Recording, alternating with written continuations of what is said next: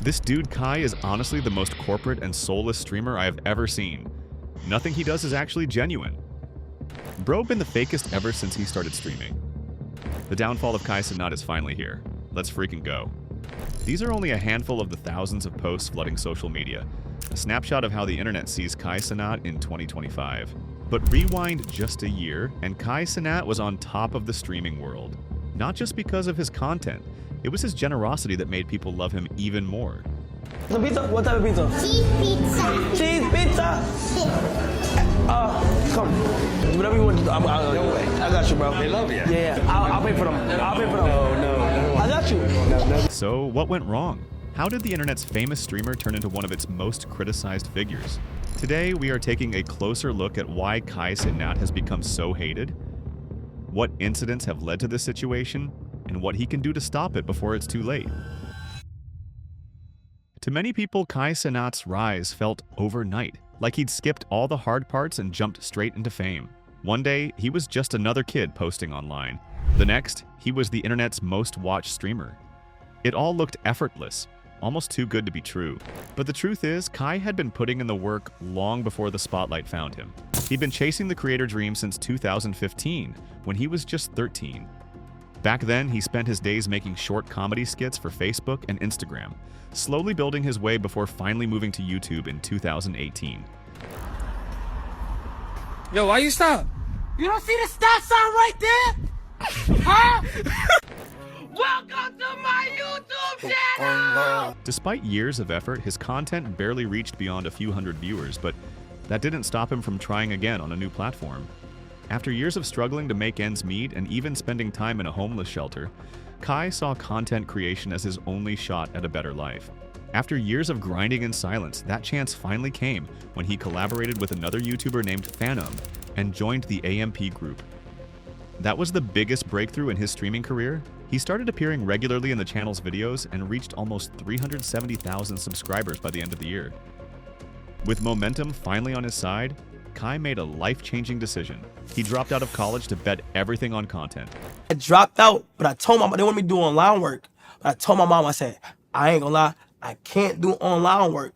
So, like, if I might not want to go back. And she was like, hey, if you could do what you're doing and just show that you're getting money or like some type of proof of something going on, right, I'm good with it. Yeah. Then in 2021, he made the jump from YouTube to Twitch. And from that moment on, everything started to click. By 2022, he began inviting celebrity guests onto his streams, featuring names like Lil Baby and Bobby Shmurda, which helped him reach his highest viewership yet. Within 2 years, he went from an unknown name to one of the platform's biggest stars, regularly pulling in over 200,000 to 300,000 live viewers per stream. It was an insane growth for someone who started with nothing, but Kai was not done yet. In early 2023, he decided to push the limits of streaming itself with a month-long subathon titled Mafiathon. It was a huge moment, turning Kai into the most subscribed Twitch streamer of all time with 306,621 active subscribers. In March, he won Streamer of the Year at the 2023 Streamer Awards. Then in November 2024, he returned with Mafiathon 2, and it was even bigger. This event shattered every record from the first one, with Kai hitting an unbelievable 728,535 subscribers, doubling the previous record held by Ironmouse and reclaiming his place at the top of Twitch. By this point, Kai seemed untouchable. But in 2025, something changed. The same audience that once celebrated him began turning away. His streams still pull massive numbers, but the support behind them is not the same. He was seen as an ultimate success story. Now that image has completely reversed, with people saying, "Made the wrong person rich." Always knew this dude was fake. I hate when internet make the wrong people famous. But why do so many people feel that way? Unlike most internet downfalls, Kai's didn't happen because of one big controversy. His decline came through a string of small missteps and a noticeable shift in his attitude that made fans wonder who he was turning into. From questionable collaborations to chaotic public moments, each incident chipped away at the empire he had worked so hard to build. In early 2022, Kai received temporary suspensions for sexual content, TOS violations, and hosting inappropriate challenges on stream. Oh, I got banned. These were not massive scandals, but they gave him a reputation for testing Twitch's limits rather than respecting them. In late 2022, Kai teamed up with Adin Ross, a streamer infamous for his reckless, controversy-filled broadcasts. Their collaboration pulled massive numbers, but many felt Kai was starting to mirror Adin's chaos. He started copying Adin's content, but despite Kai becoming a direct competitor, both stayed good friends and even exchanged expensive gifts. They doubled down on their friendship, even after Adin's permanent Twitch ban. Kai publicly vowed to get him unbanned. Adin is banned from Kick. I'm gonna try one more time to get him unbanned. He even congratulated Adin after being unbanned. Adin is now unbanned, bro. As soon as he got unbanned, I hit him up. Congratulations, that shit is so crazy. The only thing I will say, chat, the only thing that is just left to do is make sure that nigga community is stable. But things started to change between the two when Adin signed a massive deal with Kick, while Kai stayed loyal to Twitch. Adin accused Kai of going corporate, while Kai insisted he was just under contract. What about the whole Adin speaking on your deals thing? I don't like it. We originally offered, I think, Kai Cenat $40 million. They said no. I hit it. He apologized for it. So I said I thank you for that. I would Tell you never. why he did it? I don't know why people would just be talking about me. I think speaking on deals is a little far. I could understand it to a little extent is because he has part ownership in his platform, so he wants to make sure he uses his platform as much as possible. Even Adin Ross started calling out Kai Cenat publicly. Kai, the only reason why my community does not like you is because of look at the clip that I sent you a couple days ago, bro. You see I'm praising you, and then what do? You scroll right past it. And things got only worse when Kai publicly called out Adin's manager for allegedly using the N-word, sparking backlash and drawing a clear line between them. I'm gonna go ahead and just speak what's on my mind. Word to my mother. Tav called me late at night, 4 a.m. Tav is a white man, by the way. He proceeds to say, from Nike to McDonald's, but bro, keep it real, bro. A chicken Big Mac, nigga? He on my phone, calling me the N-word at 4 a.m. in the fucking morning. You supposed to be a nigga manager and you, what's up with you? The incident divided the internet. Half of the community supported Kai for finally cutting his ties with Adin's chaos, and the other half accused him of hypocrisy, arguing that he should at least give credit to Adin for his contributions to Kai's career. One fan criticized Kai on Twitter for not picking up Adin's calls. Kai's rift with Adin might have had some justification, but there was no excuse for what he did to Jynxzi. This only added more fuel to the hate coming his way. Jynxzi is a streamer who rose to fame through Rainbow Six Siege, but as the game's popularity declined, he started experimenting with other titles, eventually finding success in Clash Royale. That's where Kai and his crew came in. In July, Kai reached out to Jynxzi, asking him to help organize a Clash Royale tournament for his stream. Jynxzi agreed, but what followed was pure disrespect. You wanna do a tournament? I think that would be fire, bro. Like if y'all play each other. Echo? Who's echoing? So go to your account, go to social, and then go to invite friend. That's a yellow button.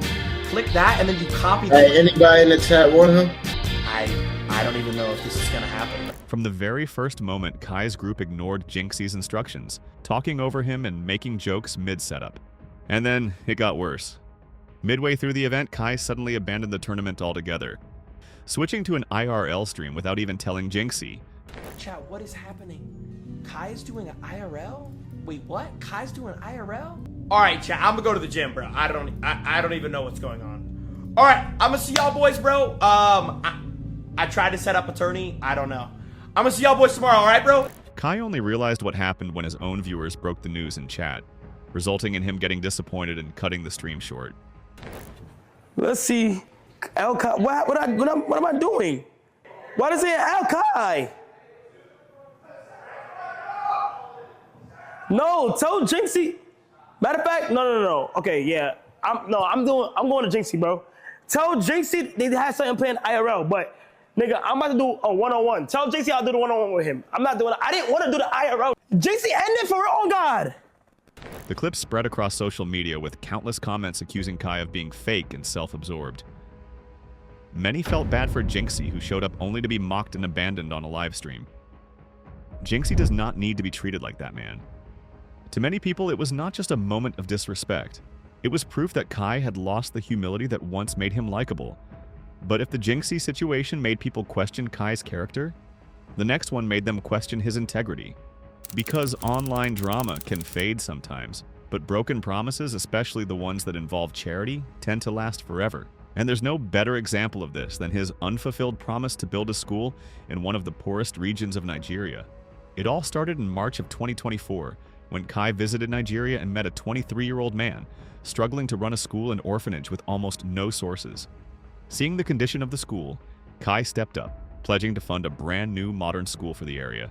It's so nice to meet all of you guys. You guys have so much great energy. I want to do as much as I can to help you guys and just be able to make sure you guys get better classrooms and stuff like that. Whatever they tell me you guys need, we're going to make sure you guys have good stuff, okay? It was a moment that won him endless praise, at least at first.